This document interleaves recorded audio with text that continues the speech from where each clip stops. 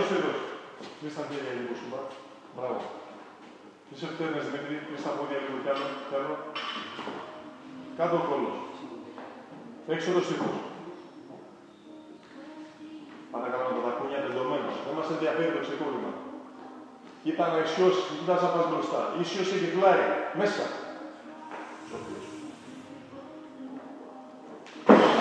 Έτσι, σήκω. Άραξε, εκεί. Περίμενε. Πάρε ανάσα. Κλείσε φτέρνες λίγο. Ανέβα πίσω, μεγάλο ψαλίδι, ανέβα.